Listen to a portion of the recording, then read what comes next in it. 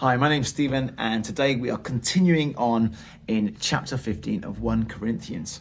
Yesterday, Steve Wolford took us through Paul's first few words about the resurrection from the dead. And Paul's getting into this because he is yet again refuting some lies and inconsistencies that the church in Corinth have kind of taken on from the culture around them. The culture around them would have laughed at the idea of the resurrection from the dead. And Paul's coming to say, no, it is really core, fundamental, foundational to their belief in Christ, to their Christian faith, for them to understand it, believe it, and stand upon the truth of it. And so we live in an age where the resurrection from the dead is also viewed differently to how Christians would. And so either people just think there's nothing after death, or they may think that everyone goes to heaven or some paradise of some kind, based upon the fact that people are basically good, apart from people that they might put in a category that don't deserve to be there, arbitrarily drawing some line somewhere there. But we are those that believe that resurrection from the dead is possible. Why? Because Christ was resurrected from the dead. And so the first half of chapter 15, Paul's been really going in on that. He's saying, believing in Christ is not an option.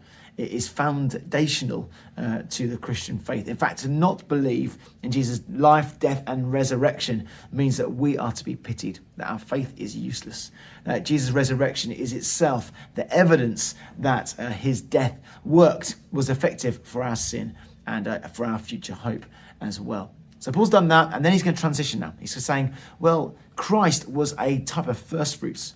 He was that first fruit that's come, that's given you a promise that the rest of the fruit, the rest of the harvest is going to come into season and be ready to pick as well. And what is that harvest? What is the second fruit, as it were? That's you and me.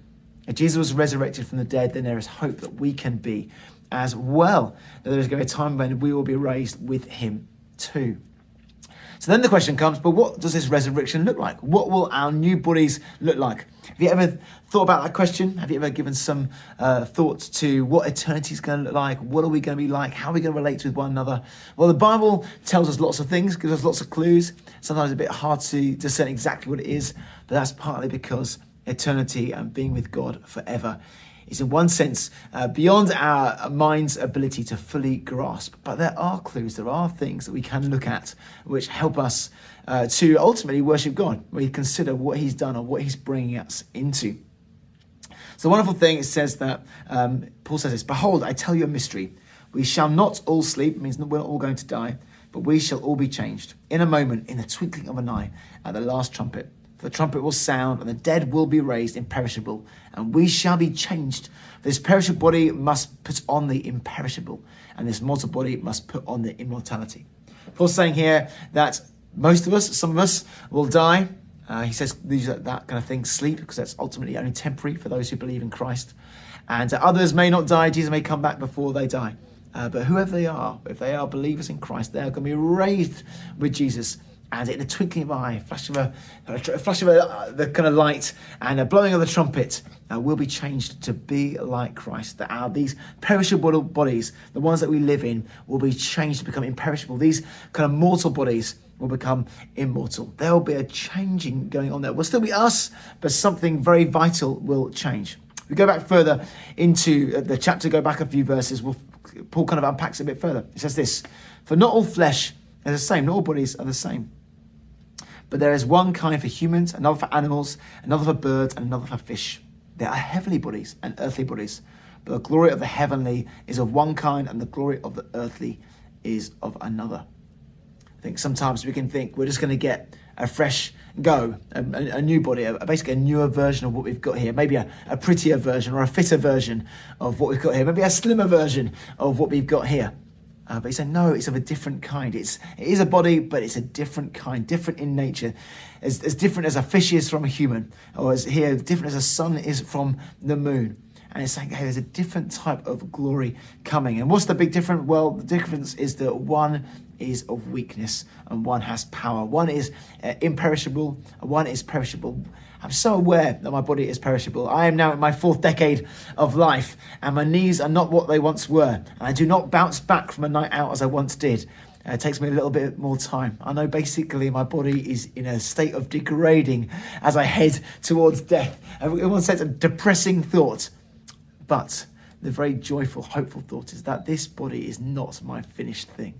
Now, God's got a greater body that is going to be imperishable, that's not going to fade, and I'm going to enjoy the body as I enjoy Christ.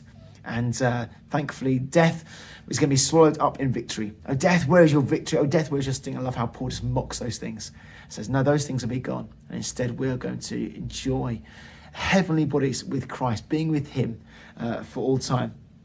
Paul uses this as an opportunity to then say this: therefore, my beloved brothers, be steadfast, immovable, always abounding in the work of the Lord, knowing that in the Lord your labour is not in vain.